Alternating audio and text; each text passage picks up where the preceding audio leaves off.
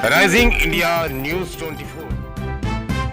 Party रही आज से बचना है, क्या कहना चाहिए? देखिए 15 अगस्त का जो कार्यक्रम है, आप सभी जानते हैं कि जो आज हमें जो ये आजादी मिली है, ये पता नहीं कितने बलिदान हमारे हुए हैं, कितने लोग शहीद हुए हैं, उसके बाद जाके आजादी मिली है।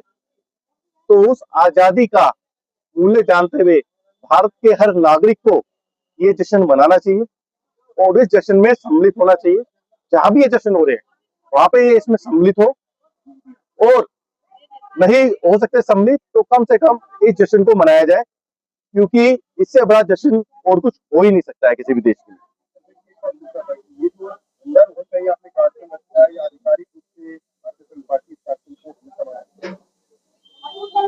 ये कार्टून ध्वजारोहण का ही रहेगा या भारतीय जनता पार्टी इसको पूरी तरह परमानेंट उद्देश्य को लेकर चलेगी? देखिए, ध्वजारोहण तो कई जगह होते हैं, आपकी बात बिल्कुल सही है।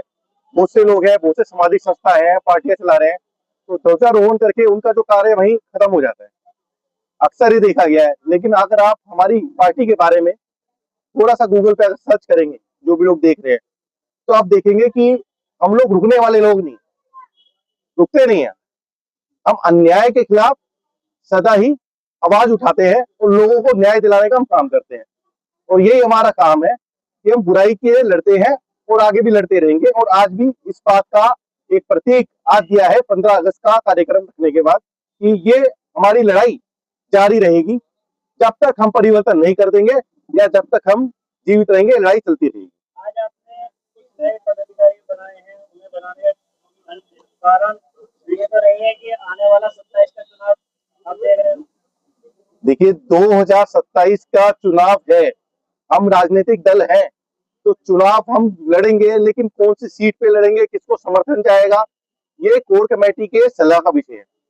लेकिन हाँ, आज जो नए पदाधिकारी बनाए गए हैं, ये पदाधिकारी आज पार्टी की मजबूती देख के और कार्य देख के और न्याय प्रणाली देख के पार्टी की उसके साथ जुड़े हैं। और इसमें कोई दो राय नहीं कि जो नए सदस्य जुड़ रहे हैं, अलग अलग जिलों से हमारे जुड़ रहे हैं, वो इसी वजह से जुड़ रहे हैं क्योंकि कहीं ना कहीं उनको एक उम्मीद है कि हम लोग कुछ ना कुछ ऐसा बदलाव कर सकते हैं देश में और समाज में।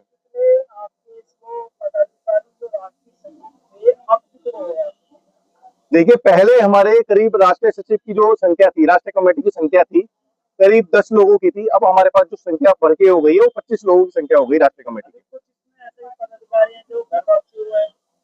देखिए, बहुत सारे ऐसे पदाधिकारी हैं वो घर वापसी नहीं, वो कहीं गए ही नहीं थे। मैं अगर एक बात करूं कि घर वापसी शब्द भी कहना एक तरीके मिथ्या होगा, क्योंकि वो मन से कहीं ना कहीं जुड़े हुए थे पार्टी से, वो रोज गतिविधियां देख रहे थे।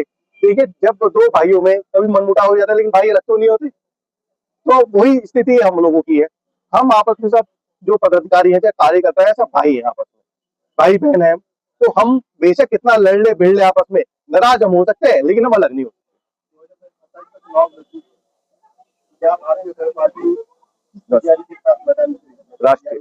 सरल पार्टी 27 के चुनाव में राष्ट्रीय सरल पार्टी की तरफ से हमारे बागपत के प्रत्याशी, जैसा आप सभी ने फेसबुक पे देखा होगा, राहुल त्यागी जी, जिनके आज 1000 लोगों की गांव खेकड़ा में रैली भी है, वो हमारे घोषित किए जा चुके हैं, जो हमारे पहले प्रत्याशी हैं।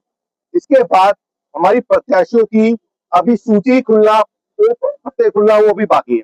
हम धीरे धीरे करके एक एक कार्ड अपना खोलेंगे, एक एक कार्ड दिखाएंगे, लेकिन इस बार ये निश्चित है कि हमारे प्रत्याशी ऐसे नहीं उतरने वाले जो सिर्फ उतरे और पर्चा भर के घरों में बैठ जाए। अगर हमारे प्रत्याशी उतरेंगे तो मैदान में जाएंगे।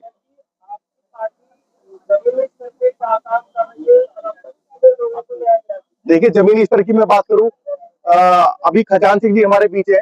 खजान सिंह जी, एक बार आप जरा न्यूज मीडिया के सामने आ जाइए।